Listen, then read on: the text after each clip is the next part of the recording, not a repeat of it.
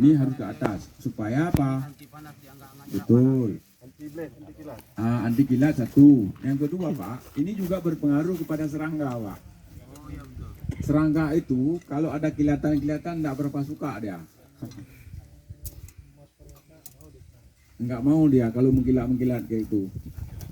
Nah, coba dibuat di samping, dirapiin. Mal, itu.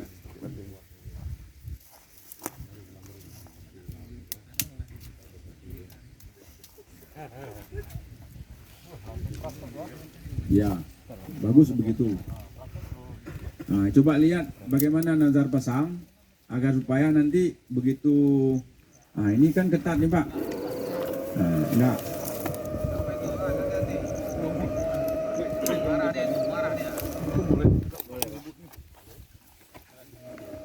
Kena gini.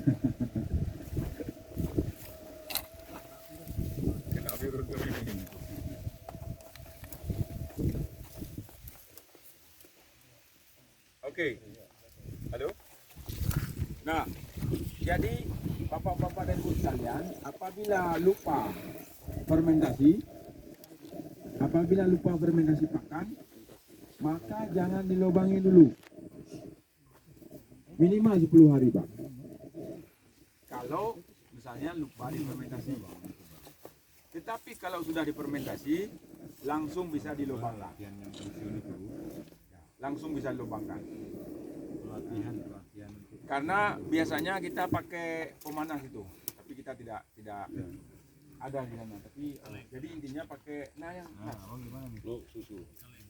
Kaleng. Ya.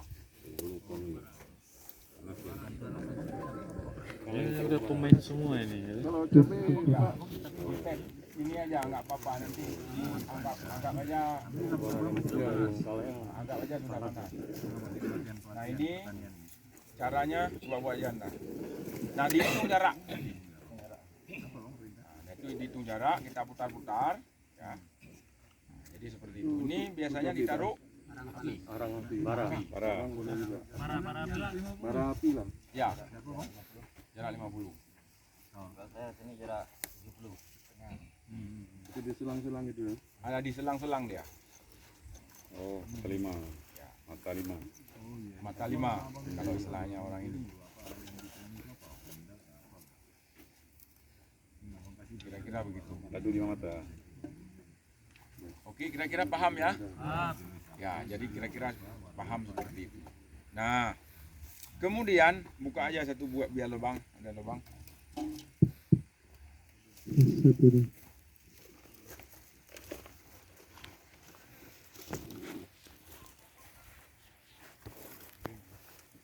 Oke.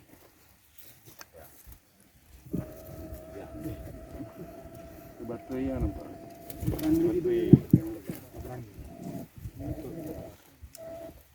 Jauh dengan itu. Tadi dekat.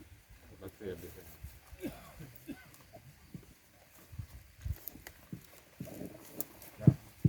Ini kita anggap cabai yang apa namanya yang sudah siap tanam ya. Jadi kira-kira seperti itu. Lakukan penanaman. Kita lakukan penanaman.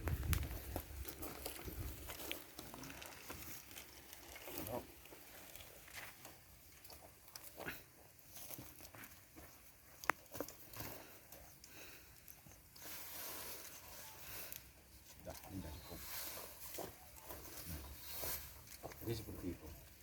Mudah sih sebenarnya.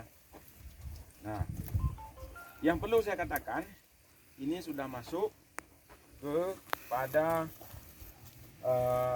setelah kita tanam, berarti kita sudah masuk ke dalam tahap perawatan.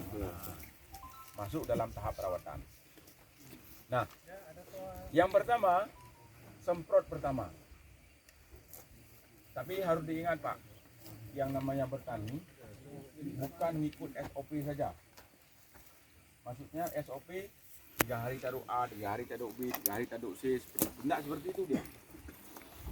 Yang namanya bertani adalah mengikuti kehendak hati kita namanya. Beda dengan saya Pak. Saya beda dengan insinyur pertanian. Kalau maksudnya selesai SOP dia 3 hari tanduk A, 4 hari tanduk B, 4 hari tanduk C. Nah, saya nggak begitu. Tergantung daripada perkembangan si tanaman. Nah, kebiasaan kami pakai di sini adalah dia setelah 7 hari tanam baru melakukan penyemprotan pertama. Penyemprotan pertama kita lakukan itu dengan barang tadi kan.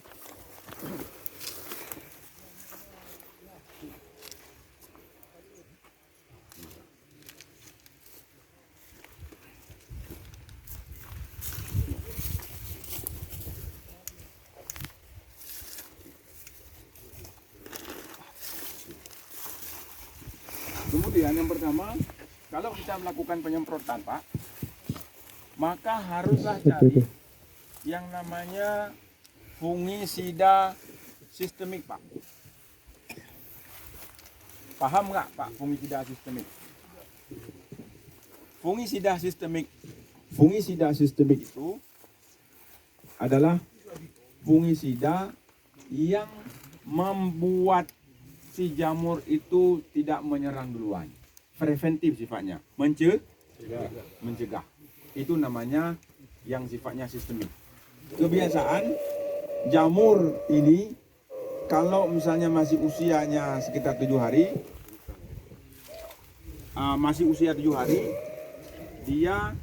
kita tidak perlu memberikan fungisida yang sifatnya kontak karena tidak ada jamur, Pak, belum ada. Tetapi kita kasih antibodi dia. Ya? Kita kasih vaksin, benar. Kita kasih vaksin agar supaya dia itu bisa bertahan untuk tidak diserang oleh jamur. Ya. Apa kemudian langkah selanjutnya? Kita lihat perkembangan si cabai. Secara umum, Pak, secara umum nggak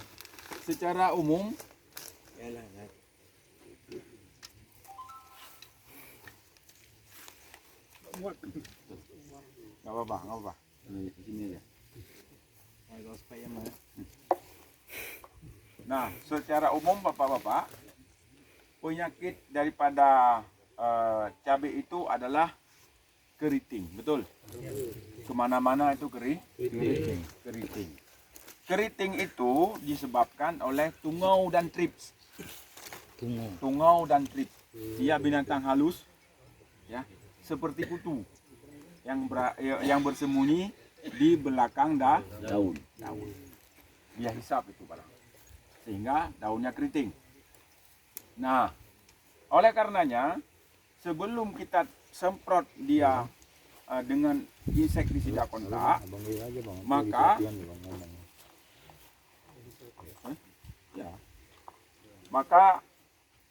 kita harus menyemprotnya dengan insektisida sistemik, Pak. Kalau belum kena, sama dengan jamur. Sebelum kena, kita harus proteksi dia agar supaya tidak kena. Kalau sudah kena, maka kerjaannya akan lebih banyak.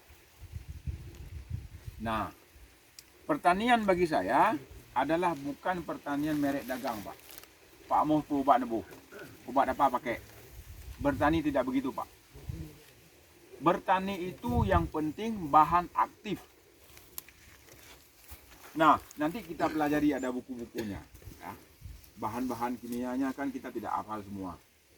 Tetapi untuk tungau dan trip, maka bahan aktif yang paling sering dipakai itu adalah abemectin, Pak. Ya, abemectin. Kalau yang namanya abemectin itu ada, maka merek apapun jadi nggak masalah.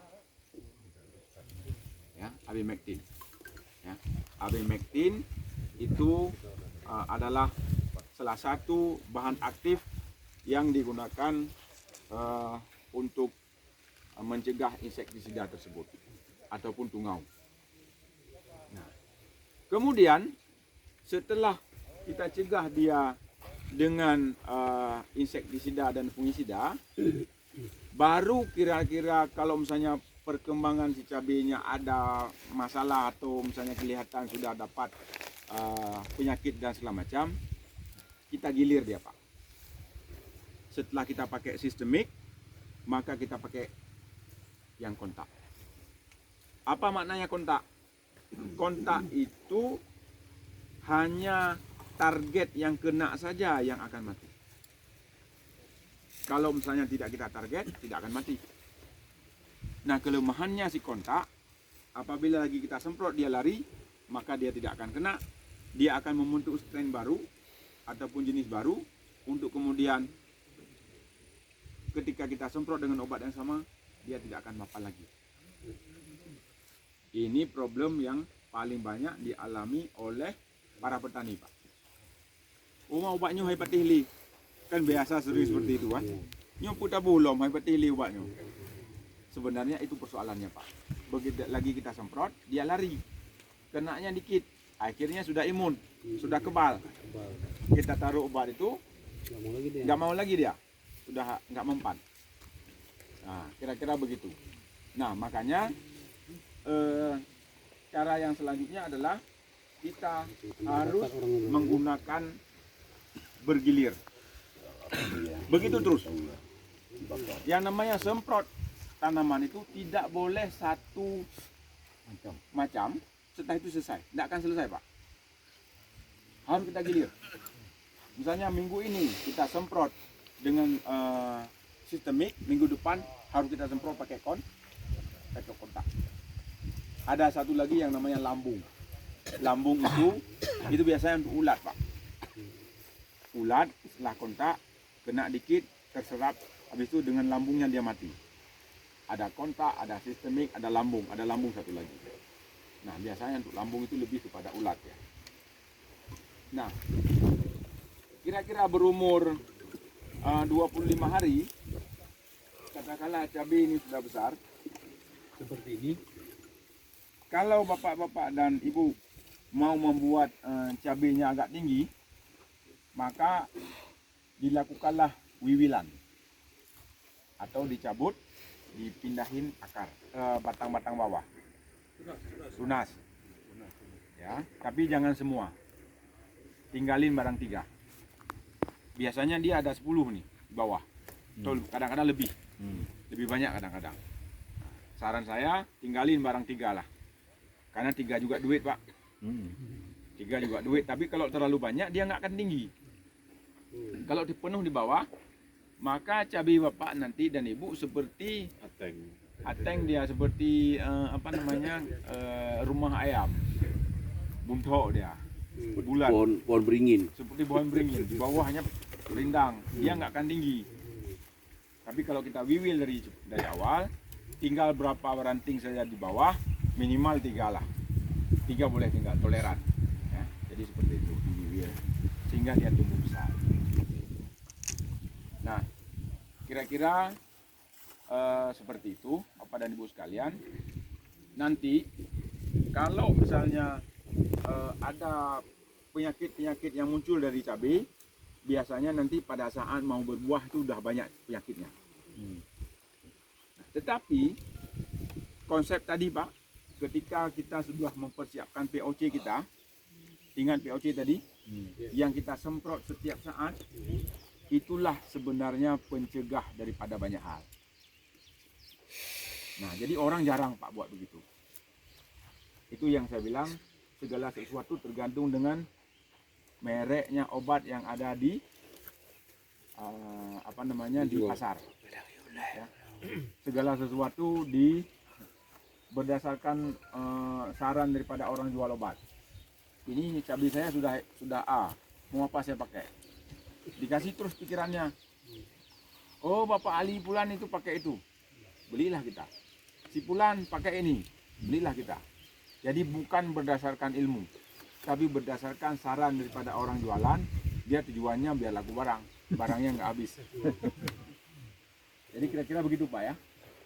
Nah, jadi seperti itu. Nah, kebiasaan itu kalau kita mempersiapkan dengan baik Pak, tanah kita persiapkan dengan baik, sistem air kita persiapkan dengan baik, bibit kita persiapkan dengan baik segala macam, insya Allah kerja Bapak ringan Pak. Yang paling parah ketika sebuah proses itu tidak cukup Pak.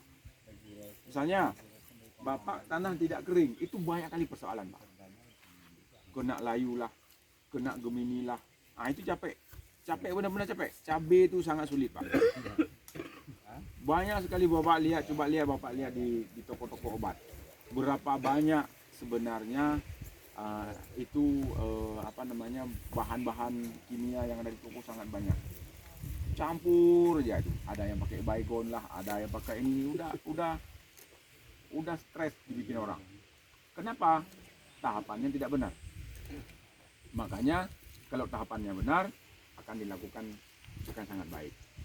Nah, kemudian pada usia-usia mau pembungaan, ya, pada saat vegetatif Pak, kebiasaan saya bertani dan kawan-kawan, kita model tidak taruh pupuk Pak, tetapi model kita adalah model kocor. Model kocor, dicor ya, dicor di bawah. Maka pada saat umur vegetatif, ya, vegetatif artinya pengembangan batang, daun, itu namanya vegetatif. Itu boleh menggunakan urea untuk kocor bersama dengan NPK. Kita kocor. Oh ya, lupa tadi saya. Untuk pupuk, untuk bahan dasar, lupa saya tadi. Pada saat dengan dolomit dan ini pupuk pakai TSP sedikit Pak. Ini TSP. Tuh, TSP cuma dipakai pada saat dia dikocor, di pupuk pertama. Tanah dasar. Pupuk dasar. TSP tadi Pak ya? TSP 36. Ini fosfat. Tapi kalau ada fosfat organik lebih baik Pak. Fosfat organik itu tai kelelawar Pak. Di Lunga banyak sekali. Dilhung ya, dilhung. Nah itu lebih bagus. Dia bisa tahan lama. Mungkin kalau misalnya ini lama lah pengalaman kami. Kalau TSP itu pupuk fosfat organik lebih lama tahan. Nah, kemudian untuk pengocoran, ya, kalau umur usianya di bawah 40 hari ya, di bawah 40 hari, maka boleh pakai, kalau satu drum itu boleh pakai, kalau satu drum ini kita sekitar 20 liter, 15 liter, itu boleh pakai urea 2 genggam, ya, kemudian NPK-nya 1 genggam, 1 drum dikocok. Nah, saran saya, kalau kemudian dia tidak dicampur dengan POC tadi, dicampur dengan pupuk kandang ayam. Jadi saran saya supaya kebanyakan kita itu menggunakan kimia dan organik secara sekaligus Pak. Itu jarang dipakai sama orang Pak. Itu teknik dan trik saya. Kenapa seperti itu Pak? Kalau kita campur antara kimia dan organik, dalam sistem pertanian ada disebut 2 hal. Kalau kimia itu disebut dengan fast release, ataupun cepat habis, cepat diserap, cepat itu. Siap saji, ya kan? Cepat diserap. Tapi kalau organik itu slow release, artinya perlahan-lahan. Tetapi kalau kita kombinasi antara slow release dengan fast release, dia akan menjadi tandem yang sangat sempurna. Dan itu akan membuat penyerapan daripada ini menjadi sangat maksimal.